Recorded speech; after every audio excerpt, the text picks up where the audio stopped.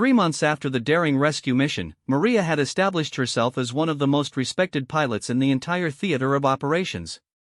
Her reputation had spread beyond her own unit, and other Apache squadrons specifically requested her assistance for their most difficult missions.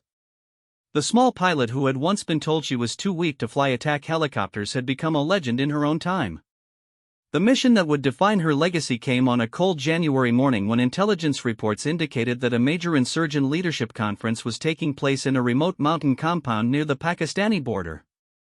The target was a high-value individual known as the Engineer, a bomb maker responsible for dozens of attacks that had killed hundreds of coalition soldiers and Afghan civilians. The compound was located in some of the most treacherous terrain in all of Afghanistan, perched on a narrow ledge halfway up a 12,000-foot mountain peak. The only approach was through a series of narrow valleys that would channel attacking aircraft into a natural killing zone. Previous attempts to reach the compound had failed, with 2 F-16 fighters being shot down by sophisticated air defense systems. The mission briefing took place at 0400 hours in a secure conference room at Bagram Airfield. Present were representatives from Special Operations Command, the CIA, and senior military leadership from across the region. The importance of the target was emphasized by the presence of General Morrison, the overall commander of coalition forces in Afghanistan. "Ladies and gentlemen," General Morrison began, "this is our best chance to eliminate one of the most dangerous terrorists in the region. The Engineer has been responsible for developing the improvised explosive devices that have killed more of our soldiers than any other single threat. He's currently meeting with other high-level insurgent leaders at this compound, giving us the opportunity to strike a major blow against their organization." The intelligence was solid, gathered from multiple sources including human agents and electronic surveillance. The Engineer and at least 6 other senior insurgent leaders were confirmed to be present at the mountain compound, along with an estimated 40 security personnel armed with heavy weapons and surface-to-air missiles. "The problem," continued the intelligence officer, "is that the compound is essentially unreachable by conventional means. The terrain makes it impossible for ground forces to approach undetected, and the air defense systems have proven effective against high-speed aircraft. We need something that can fly low and slow, navigate the mountain terrain, and deliver precision strikes against specific buildings within the compound." All eyes turned to Colonel Mitchell, the Apache battalion commander. "We can do it," she said without hesitation. "But it will require our most experienced crew. The terrain and enemy defenses make this an extremely high-risk mission." General Morrison nodded. "Colonel, I'm giving you carte blanche to select your crew and plan this mission however you see fit. The only requirement is that it succeed. We cannot allow the Engineer to escape again." After the briefing, Colonel Mitchell pulled Maria aside for a private conversation. "Santos, I know you've been through a lot over the past few months. If you're not ready for another high-risk mission, I can assign someone else." Maria's response was immediate and firm. "Ma'am, with all due respect, this is exactly the kind of mission I joined the Army to fly. If the Engineer is as dangerous as they say, then we have an obligation to stop him." Colonel Mitchell smiled. "I was hoping you'd say that. You and Rodriguez will be the lead aircraft. I'm also assigning Captain Williams and Sergeant Martinez as your wingman crew.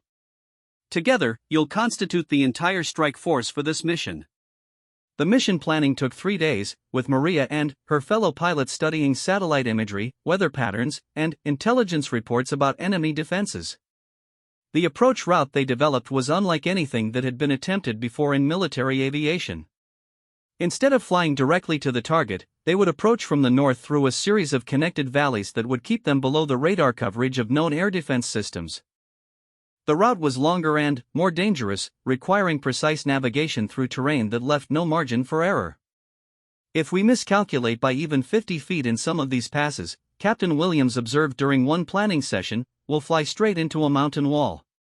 The timing of the attack was also critical. Intelligence indicated that the Engineer and his associates would be meeting in the main building of the compound between 1000 and 1200 hours. The Apache helicopters would need to arrive during that window to ensure maximum effectiveness of their strike. Weather was another major concern. The winter weather in the mountains was unpredictable, with sudden storms that could drop visibility to near zero in a matter of minutes. The forecast for the planned mission date showed marginal conditions, with low clouds and possible snow showers in the target area. 2 days before the scheduled mission, Maria received an unexpected visitor. Chief Warrant Officer Thompson, her original flight instructor from Fort Rucker, had flown to Afghanistan specifically to see her before the mission. "I heard about what you're planning to do," he told her over coffee in the base dining facility. "The whole Army aviation community is talking about it. Are you sure you're ready for something this big?" Maria appreciated his concern, but she had already made peace with the risks involved. "Chief, you taught me that being a pilot isn't just about flying helicopters. It's about using those skills to accomplish the mission and protect people who can't protect themselves. The engineer's bombs have killed American soldiers and Afghan civilians. If I can stop him, then all the training and all the risks are worth it." Thompson studied his former student for a long moment. "You know, when I first met you at Fort Rucker, I wasn't sure you had what it takes to fly the Apache. You were so small, and the helicopter is so big and powerful. But I was wrong about what really matters in this business. It's not about size or strength. It's about heart and determination. And you've got more of both than anyone I've ever trained." The night before the mission, Maria called her parents in California. She couldn't tell them any details about what she was planning to do, but she wanted to hear their voices one more time before facing what might be her most dangerous challenge yet. "Mija, you sound different," her mother observed during the call. "Is everything okay?" "Everything's fine, Mom," Maria replied, not wanting to worry her parents unnecessarily. "I just wanted to call and tell you how much I love you and Dad. You've always believed in me, even when I didn't believe in myself." Her father got on the phone for a few minutes, offering his usual quiet words of encouragement. "Whatever you're doing over there, I know you'll do it right. Just remember what I taught you about fixing cars: sometimes the biggest jobs require the smallest tools. Being small isn't always a disadvantage." Maria smiled at the memory of working with her father in their garage, helping him repair the family car with whatever tools they could afford. Those lessons about patience, precision, and making do with limited resources had served her well throughout her military career. The mission launched at 0630 hours, with the 2 Apache helicopters lifting off from a forward operating base closer to the target area. Maria flew the lead aircraft, with Rodriguez in the front seat handling navigation and weapons systems. Captain Williams followed approximately 1 kilometer behind, ready to provide backup firepower if needed. The early morning flight to the target area took them through some of the most spectacular scenery on Earth, but also some of the most dangerous airspace. They flew barely 50 feet above the valley floors, following ancient river beds and goat trails that wound through the mountains like threads on a vast tapestry. "Navigation checkpoint 3, Rodriguez announced through the intercom. We're right on course and on time. Target area is 20 minutes out." The weather was holding better than expected, with scattered clouds that provided some concealment without severely limiting visibility. Maria kept the Apache low and fast, using the terrain features to mask their approach from any enemy observers. As they entered the final valley system leading to the target compound, Maria began to feel the familiar surge of adrenaline that came before combat.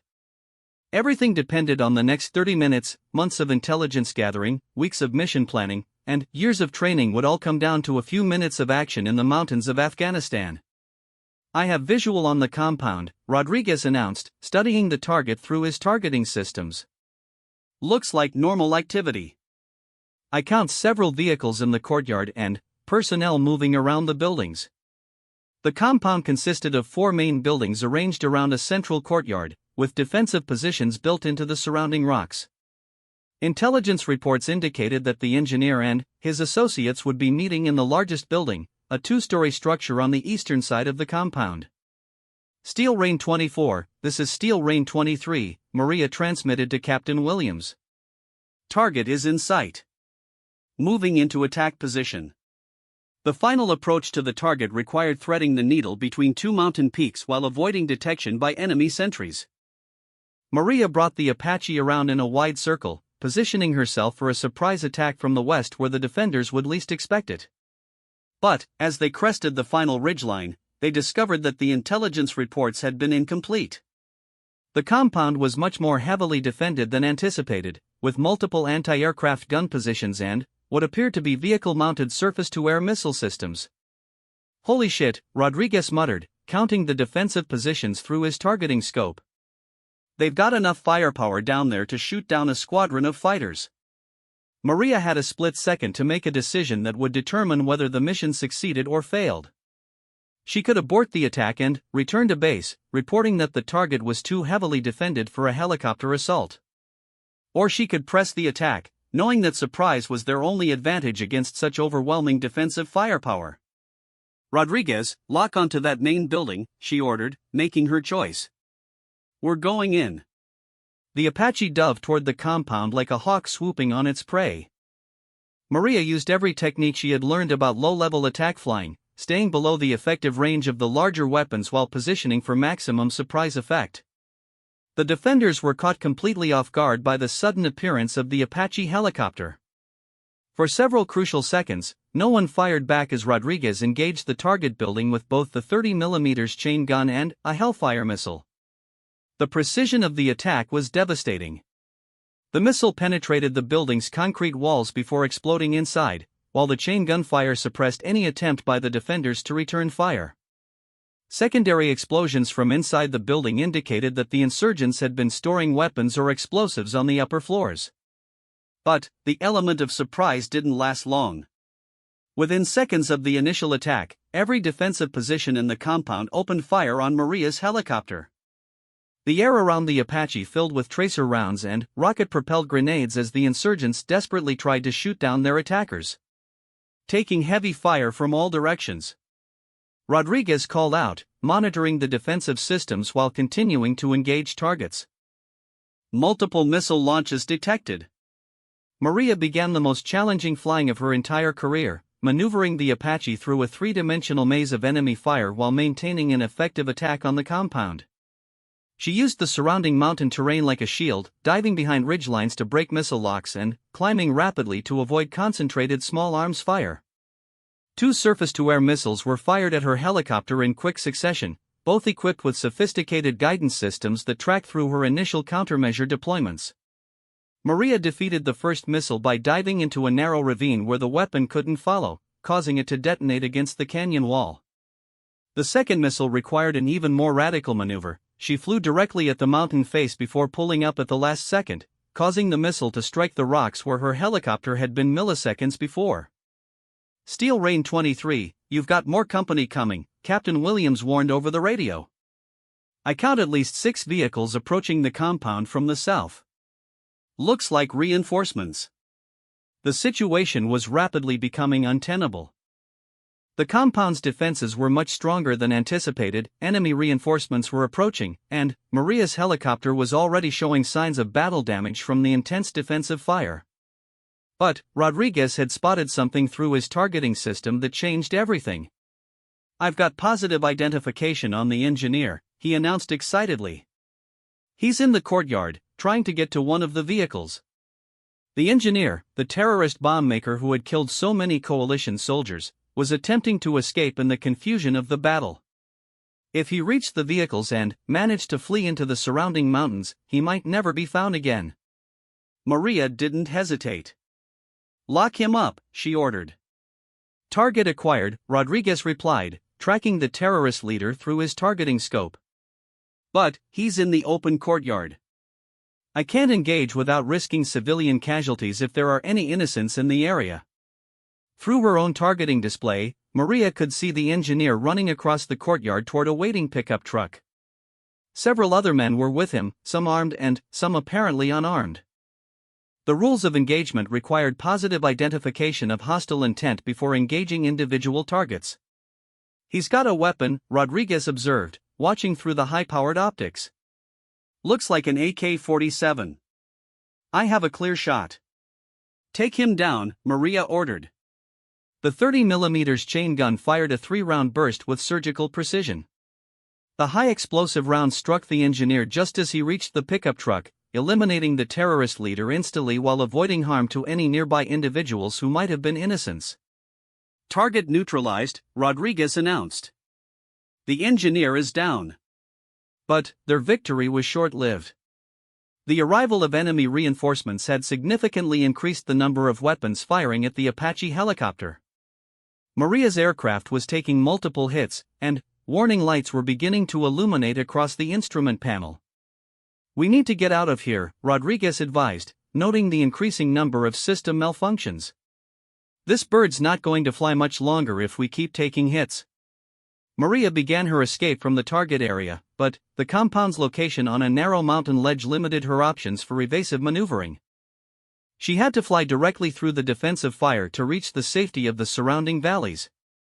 As the Apache climbed away from the compound, a final surface-to-air missile was fired from one of the reinforcing vehicles. The weapon was a newer model with advanced countermeasure resistance, and it tracked through both chaff and flare deployments while homing in on the helicopter's exhaust signature. Maria had perhaps 2 seconds to execute a maneuver that would save their lives. Instead of trying to outrun the missile or confuse it with countermeasures, she did something that no Apache pilot had ever attempted in combat. She shut down both engines simultaneously, eliminating the heat signature that the missile was tracking.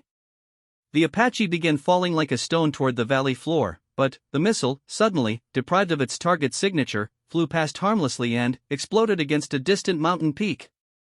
Maria immediately restarted the engines and pulled out of the dive just hundreds of feet above the ground. "Are you completely insane?"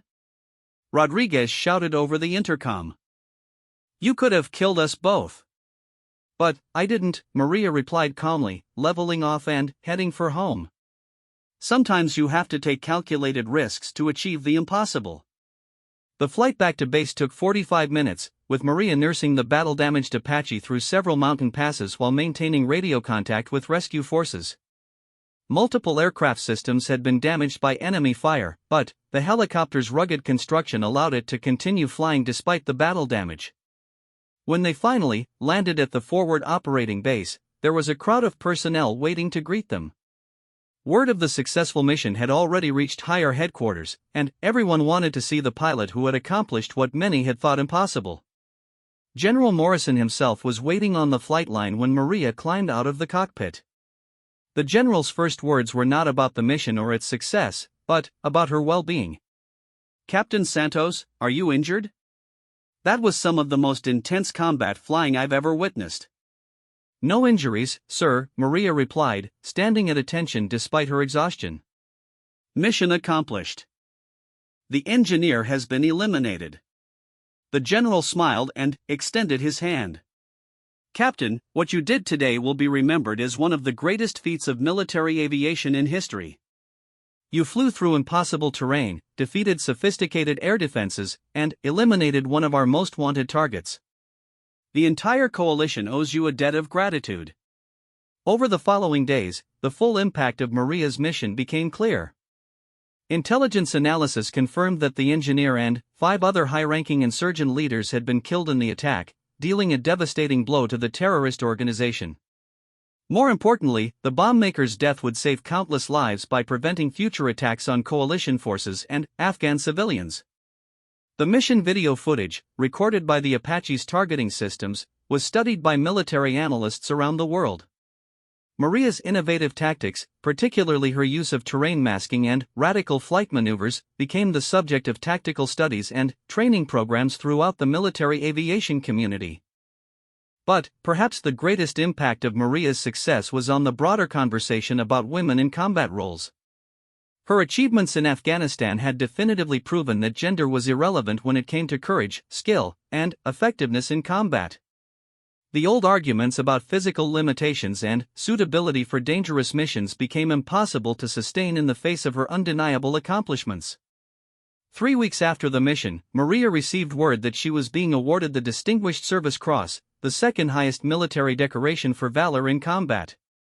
The medal ceremony was attended by senior military leaders from around the world, and the citation specifically mentioned her extraordinary heroism and exceptional flight skills under the most challenging combat conditions.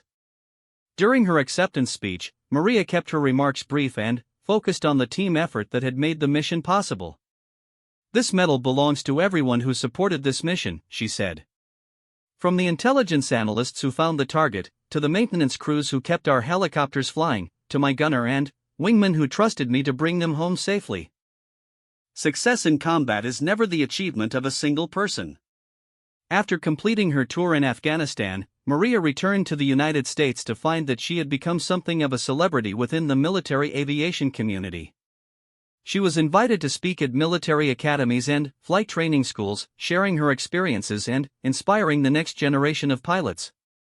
The little girl from East Los Angeles who had been told she was too small to be a pilot had become one of the most decorated and respected aviators in military history.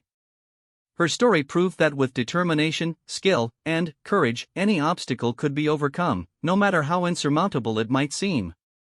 But, for Maria, the medals and recognition were less important than the knowledge that she had served her country with honor and had made a difference in the fight against terrorism. She had turned the tables against overwhelming odds not through superior equipment or numbers, but through superior skill, determination, and the refusal to accept defeat. Years later, when young pilots would ask her about the secret to her success, Maria would always give the same answer: it's not about being the biggest or the strongest. It's about being prepared, staying calm under pressure, and never giving up on your mission or your fellow soldiers. Everything else is just details. The Apache pilot who had been underestimated by so many had proven that in the end, heart and determination matter more than any physical attribute. Against all odds, she had turned the tables in the most stunning way possible, by refusing to accept the limitations that others had tried to place on her and by proving that excellence knows no boundaries. The morning of October 15 started like any other day at Bagram Airfield. Maria completed her pre-flight inspection of Steel Rain 23 while Rodriguez checked the weapon systems and communication equipment. The temperature was already dropping as winter approached in the Afghan mountains, and a thin layer of frost covered the helicopter's windscreen. Their mission briefing that morning seemed routine enough. Intelligence reports indicated increased insurgent activity in the Kunar province, and several Apache crews were being sent to conduct armed reconnaissance missions in the area. The terrain in Kunar was among the most challenging in Afghanistan, with deep valleys surrounded by peaks that rose over 15,000 feet above sea level. Weather's going to be marginal today, the meteorologist warned during the briefing. We've got low clouds moving in from the west, with possible snow showers in the higher elevations. Visibility could drop to less than a mile in some areas. Maria studied the mission route on the large map display. Their assigned patrol area was a valley system where coalition forces had recently established a small forward operating base. The base was home to about 200 American soldiers who were working to train Afghan National Army units and disrupt insurgent supply routes coming across the border from Pakistan. The enemy in this area was particularly sophisticated and well-equipped. Intelligence reports indicated they had access to advanced weapons, including shoulder-fired surface-to-air missiles that posed a significant threat to helicopters. Several aircraft had been shot down in the region over the past 6 months, and pilots were warned to expect heavy resistance if they encountered enemy forces. Maria and Rodriguez lifted off from Bagram at 0800 hours, along with another Apache helicopter piloted by Captain James Wilson and his gunner, Staff Sergeant Garcia. Wilson was an experienced pilot who had already completed one tour in Afghanistan and was considered one of the best Apache pilots in the squadron. He would serve as the flight lead for the mission. The flight to Kunar province took them over some of the most spectacular and dangerous terrain on Earth. Jagged mountain peaks rose on both sides of their route, while deep valleys carved by ancient rivers created natural corridors that channeled wind and weather in unpredictable ways. Maria kept a constant watch on her engine parameters and flight instruments, knowing that the thin air and extreme temperatures could cause mechanical problems without warning. Steel Rain Flight, this is Overlord, came the voice of the Tactical Operations Center over the radio. We have reports of a large convoy moving through Grid Square 4567. Unknown vehicles, possibly hostile. Investigate and report. Captain Wilson acknowledged the transmission and altered course toward the reported convoy location. Maria followed close behind, maintaining proper formation distance while scanning the terrain below for any signs of enemy activity. The convoy location was in a narrow valley that would require them to fly between steep ridgelines, limiting their maneuverability and escape routes. I have eyes on the convoy, Rodriguez reported through the intercom. Looks like about 8 vehicles, moving south toward the border. No obvious military markings. Through her targeting system, Maria could see the convoy strung out along a dirt road that wound through the valley floor. The vehicles appeared to be civilian trucks and pickup trucks, but intelligence reports had indicated that insurgent groups often used civilian vehicles to transport weapons and personnel. Captain Wilson's voice came over the radio. "Steel Rain 23, we're going to conduct a low pass to get a closer look at those vehicles. Follow my lead and be ready for anything." The two Apache helicopters descended into the valley, using their speed and the element of surprise to get close to the convoy before anyone on the ground could react. As they approached, Maria could see people jumping out of the vehicles and running for cover among the rocks and trees that lined the valley walls. "Definitely hostile," Rodriguez observed, watching through his targeting system as armed men took up positions around the convoy. "I count at least 15 personnel with small arms and RPGs. What happened next caught everyone by surprise." Instead of simply taking cover and waiting for the helicopters to leave, the insurgent force had prepared an ambush. Hidden positions throughout the valley suddenly erupted with gunfire, and the characteristic smoke trails of rocket-propelled grenades began streaking through the air around the two Apache helicopters. "Taking fire! Taking fire!" Captain Wilson called over the radio as his helicopter jerked and maneuvered to avoid the incoming rounds. "Steel Rain 23, break left and climb." Maria immediately pulled the Apache into a steep left turn and began climbing rapidly to get out of the engagement zone. But the insurgents had chosen their ambush site well. The valley was narrow enough that the helicopters couldn't easily escape the range of small arms fire, and the steep ridgelines limited their options for evasive maneuvers. A burst of heavy machine gun fire stitched across the valley floor directly below Maria's helicopter. She could hear the distinctive crack of bullets passing close to the aircraft, and several rounds struck the heavily armored underside of the Apache with metallic impacts that rang through the cockpit.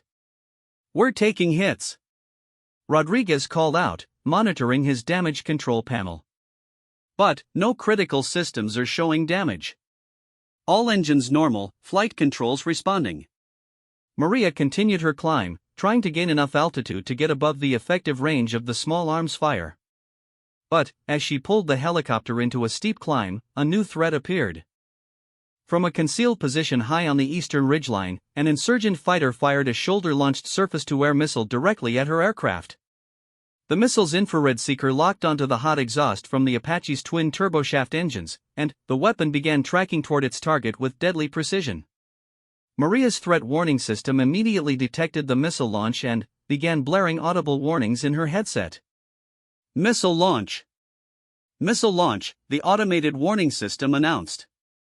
"Chaff and flare." Rodriguez immediately activated the Apache's defensive countermeasures, firing chaff and flare decoys designed to confuse the incoming missile's guidance system.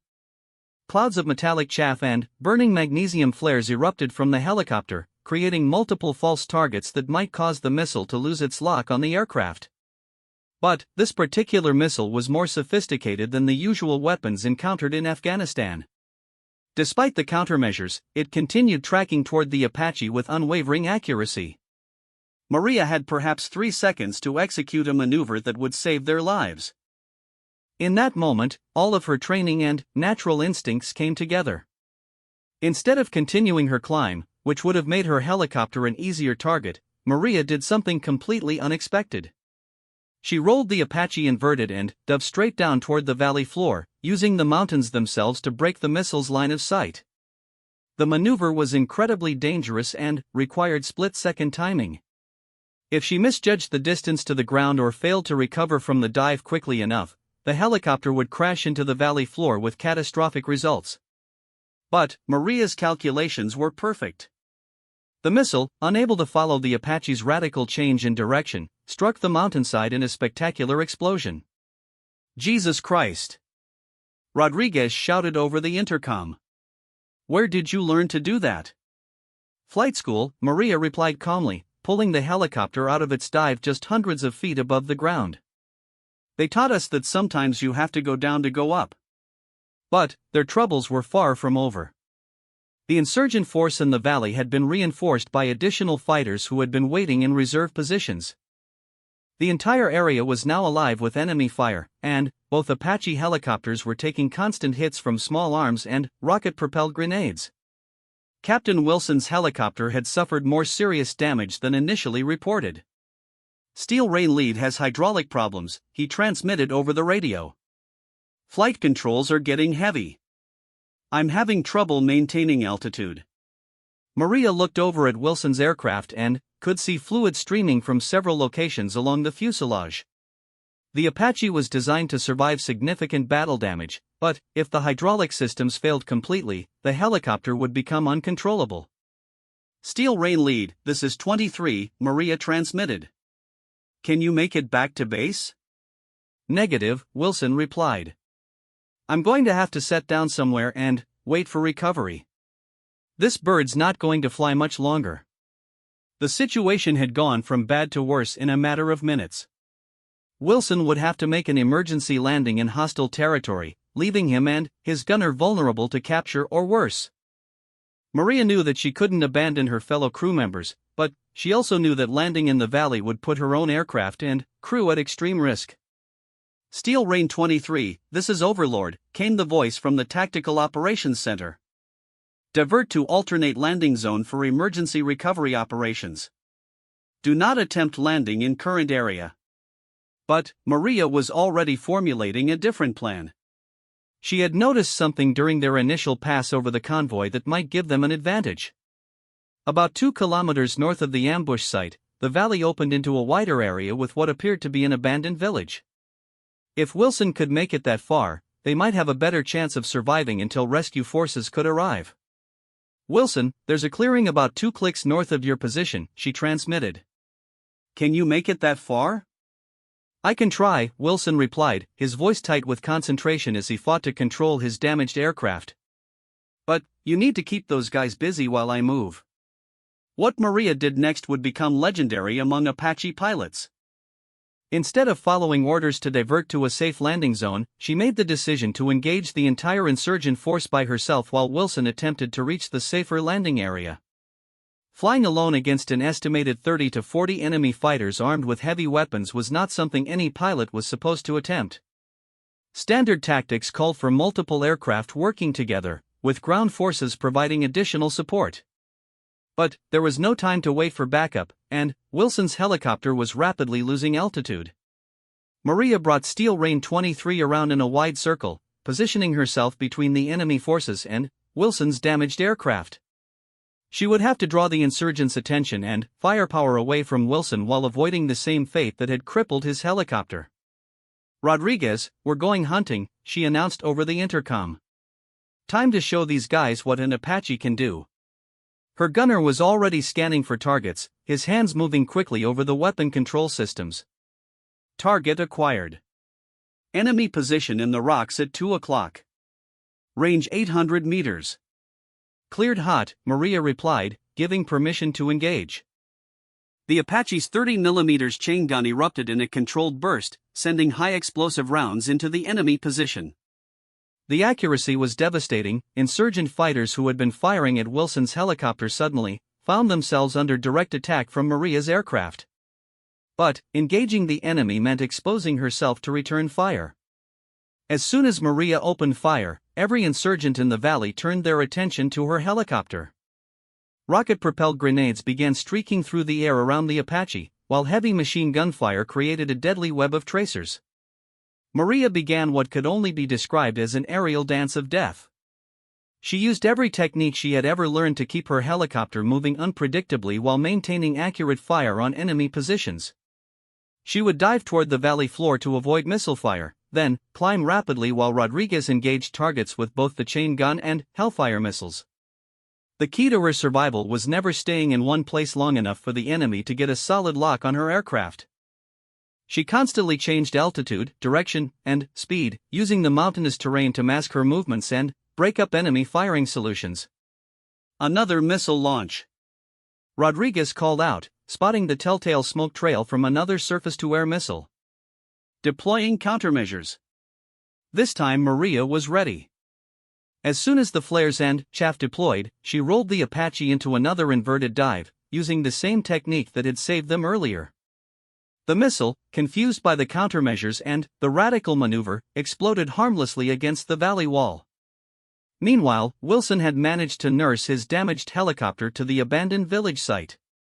Maria could see him conducting what appeared to be a controlled crash landing, with his aircraft settling hard onto a flat area near several destroyed buildings. Black smoke was rising from his helicopter, indicating significant damage, but both crew members appeared to have survived the landing.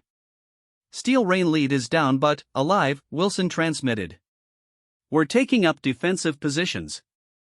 Unknown how long we can hold out." Maria now faced a terrible decision. She could attempt to land near Wilson's position and pick up the crew, but that would mean exposing her helicopter to concentrated enemy fire while on the ground. Alternatively, she could continue to provide air cover until rescue forces arrived, but that meant prolonging the engagement against overwhelming odds. The insurgent force was already moving toward Wilson's crash site, recognizing the opportunity to capture or kill the downed aircrew. Maria could see armed fighters advancing through the rocky terrain, using natural cover to move closer to the abandoned village. "Rodriguez, we're going down there," she announced, making her decision. "We're not leaving them behind." Her gunner understood immediately what she intended to do. "It's going to be hot down there. Real hot." "Then, we better make this quick," Maria replied, beginning her descent toward the crash site. Landing the Apache near Wilson's position would require threading the needle between enemy firing positions while avoiding concentrated fire from multiple directions. The landing zone was small, surrounded by rocks and debris that could damage the helicopter's rotor blades if she miscalculated her approach. As Maria brought the Apache lower, the enemy fire intensified dramatically. Every insurgent in the valley seemed to be shooting at her helicopter simultaneously. Bullets sparked off the armored cockpit, and rocket-propelled grenades exploded close enough to rock the aircraft with their concussion. "Taking multiple hits," Rodriguez reported, monitoring his damage control displays. "We've got warning lights on hydraulic system 2 and the electrical system. Still flyable, but we're running out of time." Maria had to land quickly before her helicopter suffered the same fate as Wilson's aircraft. She lined up her approach to the small clearing next to the crash site, fighting crosswinds and enemy fire while maintaining precise control of the Apache. Just as she was about to touch down, a well-aimed rocket-propelled grenade exploded directly beneath her helicopter. The blast lifted the Apache several feet off the ground and spun it sideways, threatening to cause a catastrophic crash. Most pilots would have lost control at that point, but Maria's reflexes and training saved her life and the lives of her crew. She instantly corrected for the blast effects, maintaining control of the aircraft and completing what could only be described as one of the most difficult combat landings in military aviation history. The Apache settled onto the ground with a hard impact that sent shock waves through the airframe. Before the rotor blades had even stopped spinning, Wilson and Garcia were running toward the aircraft while Maria kept the engines running for immediate takeoff. "Go! Go! Go!" Wilson shouted as he and his gunner dove into the cargo compartment behind the cockpit. It was not designed to carry passengers, but it was the only way to get them out of the killing zone. Enemy fire was now concentrated on the stationary helicopter, and Maria knew they had only seconds before the insurgents overran their position. She pulled maximum power and lifted off just as armed fighters reached the edge of the clearing, their weapons firing directly at the departing Apache. The overloaded helicopter struggled to gain altitude with 4 people on board instead of the normal 2-person crew. Maria had to use every ounce of her skill and the Apache's power to clear the surrounding ridgelines while under direct fire from below. Several rounds struck the aircraft during the climbing escape, and warning lights illuminated across the instrument panel. But the Apache's rugged construction and armor protection allowed it to absorb the battle damage and continue flying. "Steel Rain 23, this is Overlord," came the radio call from headquarters. "What is your status?" "Steel Rain 23 has recovered the downed crew and is en route to base," Maria replied calmly, as if she had just completed a routine training mission instead of one of the most daring rescue operations of the entire Afghan conflict. The flight back to Bagram took 45 minutes, with Maria constantly monitoring her aircraft's damaged systems while maintaining radio contact with the base emergency crews. She had to nurse the Apache through several mountain passes with reduced power and compromised flight controls, but her skill and determination brought everyone home safely. When they finally landed at Bagram Airfield, there was a crowd of personnel waiting on the flight line. Word of the rescue had spread quickly throughout the base, and everyone wanted to see the pilot who had single-handedly taken on an entire insurgent force and won. As Maria climbed out of the cockpit, she was surprised to see Colonel Mitchell, her battalion commander, waiting for her. The colonel's expression was serious, and Maria briefly wondered if she was in trouble for disobeying orders and landing in hostile territory. "Captain Santos," Colonel Mitchell said formally, "I need to debrief you on today's mission." But then, the colonel's expression changed, and she broke into a smile. "But first, I want to tell you that was the most impressive piece of flying I've heard about in 20 years of military aviation. You saved 2 lives today and proved that the Apache helicopter is only as good as the pilot flying it." The formal debriefing took place later that evening, with representatives from higher headquarters participating via video conference. Maria provided a detailed account of the engagement, from the initial contact with the insurgent convoy through the successful rescue of the downed aircrew. The intelligence officers were particularly interested in her observations about the enemy's tactics and weapons. The sophisticated surface-to-air missiles and coordinated ambush indicated a higher level of training and equipment than usually encountered in that area of Afghanistan. The enemy force was well prepared and professionally led, Maria reported. They had obviously planned the ambush in advance and were equipped with advanced weapons systems. This was not a random encounter with local fighters. After the formal debriefing, Captain Wilson approached Maria privately. The experienced pilot, who had initially been skeptical about flying with the small female pilot, now had nothing but respect and gratitude for her actions. "I owe you my life," he told her simply. "When I was sitting in that crash site with rounds going off all around us, I didn't think anyone was crazy enough to come down and get us." "But you did it anyway."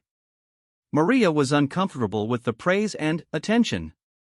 To her mind, she had simply done what any pilot would do for fellow crew members in trouble. The fact that it required exceptional skill and courage was beside the point, it was the job she had signed up to do. But the impact of her actions extended far beyond the immediate rescue. Video footage from the Apache's targeting systems had captured portions of the engagement, and the recordings were studied by military tacticians and aviation experts around the world. Maria's innovative techniques, particularly her use of terrain masking and radical flight maneuvers to defeat missile attacks, became part of the standard curriculum at flight training schools. More importantly, her success in Afghanistan began to change attitudes about female pilots in combat roles. The old arguments about physical strength and suitability for combat operations became much harder to make when faced with the undeniable evidence of her performance under fire. Word of the rescue mission reached all the way back to the Pentagon, where senior military leaders took note of the exceptional performance by the young Apache pilot. Recommendations for medals and commendations began working their way through the military bureaucracy, though Maria herself remained focused on the day-to-day business of flying combat missions. The insurgent force that had ambushed the Apache helicopters was never identified or captured, but intelligence reports indicated they had suffered significant casualties during the engagement. The sophisticated weapons and tactics they had employed suggested connections to international terrorist organizations, making their defeat an important victory in the broader war on terrorism. For Maria, the mission represented a turning point in her military career. She had proven herself under the most challenging conditions imaginable and had saved the lives of fellow soldiers in the process. But, more than that, she had demonstrated that determination and skill could overcome any obstacle, no matter how daunting it might seem. Captain Maria Santos had always been told she was too small to be a pilot. Standing barely 5 feet 2 inches tall, she had to use special cushions just to reach the pedals during flight training. The instructors at Fort Rucker would shake their heads and whisper among themselves when they thought she couldn't hear. "She'll never make it through Apache training," they said. "Those birds are too powerful for someone her size." But Maria had something that couldn't be measured in inches or pounds. She had the heart of a warrior and reflexes that could put a computer to shame. Growing up in a tough neighborhood in East Los Angeles, she had learned to be quick, smart, and never back down from a fight. When other kids were playing video games, Maria was building model helicopters and dreaming of the day she would fly the real thing. The Apache helicopter, officially known as the AH-64, was not just any aircraft. It was a flying tank, armed with a 30mm chain gun, Hellfire missiles, and enough firepower to level a city block. The machine weighed over 17,000 pounds when fully loaded, and it took incredible skill and strength to control it in combat situations. Most pilots who flew the Apache were tall, muscular men who had trained for years to handle the physical demands of the aircraft. Maria's journey to the cockpit had been anything but easy. She grew up in a family where money was always tight. Her father worked double shifts at a factory, and her mother cleaned office buildings at night just to keep food on the table. When Maria announced she wanted to join the army and become a pilot, her parents thought she had lost her mind. "Mija," her mother said with tears in her eyes, "that's not for people like us. That's for rich kids who go to fancy schools." But Maria had already made up her mind. She enlisted the day after her 18th birthday, much to her family's dismay. Basic training at Fort Leonard Wood was brutal. The drill sergeants seemed to take special pleasure in making the small Latina recruit's life miserable. They made her carry extra gear, do extra push-ups, and clean the barracks until 3 in the morning. They wanted her to quit, to go home and find a nice safe job like her mother suggested. Instead, Maria thrived under the pressure. Every insult, every extra duty, every attempt to break her down only made her more determined. She finished basic training at the top of her class and earned the respect of even the toughest drill sergeants. When it came time to apply for flight school, her commanding officer didn't hesitate to recommend her. Flight school at Fort Rucker was where the real challenges began. The Apache was not like the training helicopters she had learned on. It was a beast that demanded complete respect and total concentration. The first time Maria climbed into the cockpit, she felt like a child sitting in her father's car. Everything seemed too big, too far away, too powerful for someone of her size. The flight controls required significant physical strength to operate, especially during emergency maneuvers or combat situations. The collective control, which managed the helicopter's lift, was particularly challenging for smaller pilots. During one training exercise, Maria's instructor, Chief Warrant Officer Thompson, pushed the aircraft into a series of aggressive maneuvers designed to test her limits. "Pull harder on the collective, Santos," he shouted over the roar of the engines. "If you can't handle the controls now, how are you going to manage in combat?" Maria gritted her teeth and pulled with everything she had. Her arms burned with the effort, and sweat poured down her face despite the air conditioning in the cockpit. But she held on, completed the maneuver, and brought the Apache back to level flight without losing control. Thompson was quiet for a long moment after they landed. Then, he turned to Maria and said something that would stay with her for the rest of her career. "Size doesn't matter in this business, Santos. What matters is heart. And you've got more heart than pilots twice your size." The training continued for months. Maria learned to master every system on the Apache, from the sophisticated targeting computers to the complex engine management systems. She studied technical manuals until her eyes burned, practiced emergency procedures until she could perform them in her sleep, and spent countless hours in flight simulators perfecting her skills. One of the most challenging aspects of Apache training was learning to work with a co-pilot gunner. The Apache had a unique two-person crew configuration, with the pilot sitting in the rear seat and the co-pilot gunner in the front seat below. Communication and teamwork between these two crew members was absolutely critical for mission success and survival. Maria was paired with Sergeant First Class Mike Rodriguez, a veteran gunner who had already completed 2 tours in Afghanistan.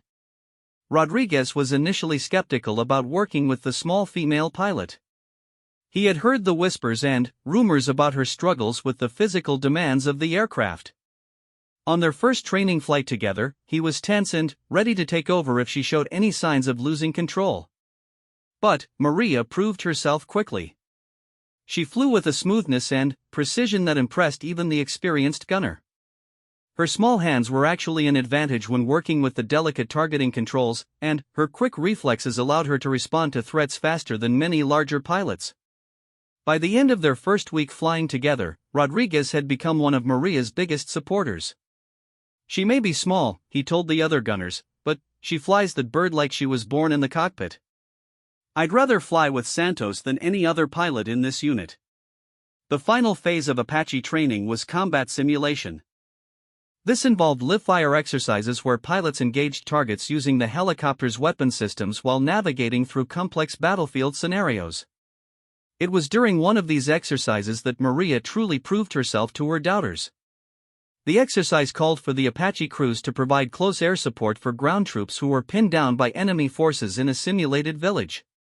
The scenario was designed to be as realistic as possible, with smoke, explosions, and radio chatter that mimicked real combat conditions. Multiple Apache crews would participate, and their performance would be evaluated by a team of experienced combat veterans. Maria and Rodriguez were assigned to the third wave of the attack. They would have to navigate through mountains and valleys, avoiding simulated enemy air defenses, before arriving at the target area to provide precision fires in support of friendly ground forces. The weather conditions were challenging, with low clouds and gusty winds that would test even experienced pilots. As they lifted off from the staging area, Maria could feel the familiar surge of adrenaline that came with flying the Apache. This was what she had trained for, what she had dreamed about since she was a child, building model helicopters in her bedroom. All the doubt, all the criticism, all the people who said she was too small or too weak, none of that mattered now. What mattered was the mission and the soldiers on the ground who were counting on her. The flight to the target area took them through some of the most challenging terrain at Fort Rucker. Maria navigated through narrow valleys and around steep ridgelines with the skill of a surgeon performing delicate surgery. Rodriguez monitored their systems and maintained communication with the ground forces, feeding Maria critical information about enemy positions and friendly troop locations. "We're approaching the target area," Rodriguez reported through the intercom. "Ground forces are taking heavy fire from a building complex at grid reference 123456. They need immediate suppression of enemy positions." Maria brought the Apache into a hover behind a ridgeline, using the terrain to mask their approach. Through her helmet-mounted display, she could see the battlefield spread out below them. Smoke rose from several buildings where the ground forces were engaged with simulated enemy troops.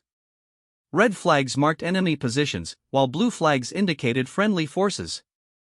"I have eyes on the target," Maria said calmly.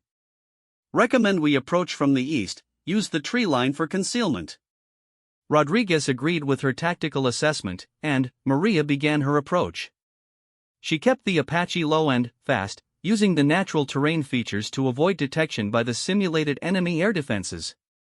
As they neared the target area, Rodriguez began acquiring targets with the helicopter's sophisticated sensor systems. "Target acquired," Rodriguez announced. "Enemy position in Building 2, range 1,200 meters. "Cleared hot," Maria replied, giving Rodriguez permission to engage the target. The Apache's 30mm chain gun erupted in a controlled burst, sending practice rounds toward the target building. The accuracy was perfect, every round hit within the designated target area. Rodriguez immediately shifted to the next target while Maria repositioned the helicopter to maintain tactical advantage. For the next 20 minutes, Maria and Rodriguez worked together like a well-oiled machine. They engaged multiple targets, provided covering fire for advancing ground troops, and maneuvered through complex terrain while avoiding simulated enemy threats. Maria's flying was flawless, and Rodriguez's gunnery was precise and deadly. But the real test came when the exercise controllers introduced an unexpected complication. A simulated mechanical failure was injected into their aircraft systems, forcing Maria to deal with a partial engine failure while still providing support to the ground forces. "Engine number 2 is showing fire warning," Rodriguez called out, reading from the emergency checklist. "We need to shut it down immediately." Maria's training kicked in automatically. She initiated the emergency shutdown procedure for the damaged engine while simultaneously adjusting her flight controls to compensate for the loss of power. The Apache became much more difficult to control with only one engine running, requiring significantly more physical strength and skill to maintain stable flight. Emergency declared, Maria announced over the radio. Apache 23 has suffered engine failure and is continuing mission on single engine. The ground forces were still under heavy simulated fire and desperately needed continued air support. Maria had a choice: she could abort the mission and return to base for a safe landing, or she could continue flying on one engine and complete the mission despite the increased risk. There was no hesitation in her decision. "We're staying," she told Rodriguez. "Those guys on the ground are counting on us." Flying the Apache on a single engine required every ounce of Maria's skill and strength. The helicopter wanted to spin out of control, and it took constant pressure on the flight controls to keep it stable. Her arms and legs burned with the effort, but she held on, continuing to provide precise positioning for Rodriguez to engage targets. The other pilots watching the exercise were amazed. They had seen larger, stronger pilots struggle to control an Apache with both engines running normally. Here was Maria, the small pilot they had doubted, flying with one engine while continuing a complex combat mission. "How is she doing that?" one of the instructors asked, watching the exercise from the control tower. "Most pilots would have aborted the mission by now." Chief Warrant Officer Thompson, Maria's original flight instructor, smiled as he watched her performance. "That's what I tried to tell you all along," he said. "It's not about size. It's about heart." Maria completed the entire exercise on a single engine, providing continuous support to the ground forces until the mission was declared successful. When she finally landed back at the staging area, there was a crowd of instructors and fellow students waiting to congratulate her. Word of her performance had spread quickly through the training unit. But Maria wasn't interested in congratulations. She climbed out of the cockpit, conducted her post-flight inspection of the aircraft, and filed her mission report just like any other training flight. To her, she had simply done her job. The fact that she had done it better than anyone expected was beside the point. The graduation ceremony from Apache training was held on a crisp autumn morning at Fort Rucker. Maria's parents had driven all the way from California to watch their daughter receive her wings. Her mother cried with pride as Maria stood at attention in her dress uniform, finally achieving the dream she had pursued despite all the obstacles and doubt. After the ceremony, Chief Warrant Officer Thompson approached Maria's parents. "You should be very proud of your daughter," he told them. "She's going to be an outstanding Apache pilot. The Army is lucky to have her." Maria's father, a man of few words who had worked with his hands his entire life, looked at his daughter with obvious pride. "We always knew she was special," he said quietly. "She never gives up on anything she sets her mind to." From Fort Rucker, Maria received orders to report to Fort Campbell, Kentucky, home of the 101st Airborne Division. She would be assigned to the 1st Battalion, 101st Aviation Regiment, flying combat missions in support of one of the Army's most elite infantry units. It was exactly the kind of assignment she had hoped for: challenging, important, and with a unit that had a reputation for excellence. The 101st Airborne Division had a long and distinguished history dating back to World War II. They had participated in the D-Day landings, fought in Vietnam, and, more recently, had conducted combat operations in both Iraq and Afghanistan. Being assigned to fly Apache helicopters in support of the Screaming Eagles was considered a high honor among Army aviators. Maria reported to Fort Campbell on a Monday morning in November. The base was enormous, covering over 100,000 acres and home to more than 30,000 soldiers. The aviation hangars were impressive facilities that could house dozens of helicopters, and the flight line was constantly busy with training missions and maintenance activities. Her new commanding officer, Lieutenant Colonel Sarah Mitchell, was one of the most experienced Apache pilots in the Army. She had flown combat missions in Iraq and Afghanistan and had a reputation for being tough but fair with her pilots. When Maria reported to her office for her initial briefing, Colonel Mitchell got straight to the point. "I've read your training records, Captain Santos," she said, looking up from the paperwork on her desk. "Your instructors at Fort Rucker were very impressed with your performance. But training is one thing, and real-world operations are something else entirely. Are you ready for the responsibility of flying combat missions?" Yes, ma'am, Maria replied without hesitation. That's why I became a pilot. Colonel Mitchell studied the young officer for a moment, then smiled. Good answer. You'll be assigned to Alpha Company, flying with some of the best pilots and gunners in the division. They'll expect you to pull your weight from day one. Any questions? When do we deploy, ma'am? Maria asked. Soon, Colonel Mitchell replied. Very soon. Within weeks of arriving at Fort Campbell, Maria learned that her unit would be deploying to Afghanistan in support of ongoing combat operations. The situation in Afghanistan was complex and dangerous, with coalition forces working to train Afghan military units while combating ongoing insurgent activities.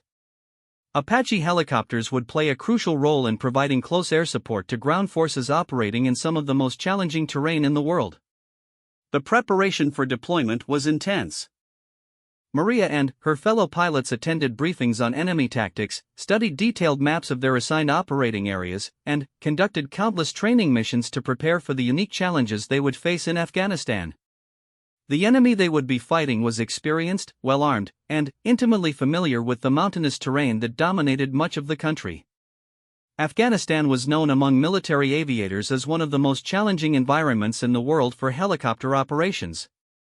The high altitude and extreme temperatures affected aircraft performance, while the mountainous terrain and unpredictable weather patterns created constant hazards. Add to that an enemy force that had been fighting for decades and was skilled in the use of anti-aircraft weapons, and the result was an environment that tested even the most experienced pilots. Maria threw herself into the pre-deployment training with characteristic intensity. She studied intelligence reports on enemy tactics and weapons, practiced high-altitude flying techniques, and worked closely with Rodriguez to ensure they could operate effectively as a crew in combat conditions. Every detail mattered, the difference between success and failure, between coming home safely and not coming home at all, often came down to preparation and training. The deployment orders came down on a cold February morning. The unit would deploy to Bagram Airfield, Afghanistan, within 2 weeks. For Maria, it would be her first combat deployment and the ultimate test of everything she had learned and trained for. As she packed her gear and prepared to say goodbye to her family, she felt a mixture of excitement and nervousness that was perfectly normal for any soldier heading into combat for the first time. Her parents drove up from California one last time before her deployment. They spent a quiet weekend together, avoiding talk of the dangers Maria would face and instead focusing on family memories and hopes for the future. Her mother cooked all of Maria's favorite foods, while her father offered quiet words of encouragement and pride. "You've already proven yourself to everyone who matters," he told her the night before she left. "Now just focus on doing your job and coming home safe." The flight to Afghanistan was long and exhausting, with multiple stops for refueling and crew changes. As Maria looked out the window during the final approach to Bagram Airfield, she could see the dramatic landscape that would be her home for the next year. Snow-capped mountains rose in every direction, and the base itself sprawled across a valley floor that had been the site of military operations for centuries.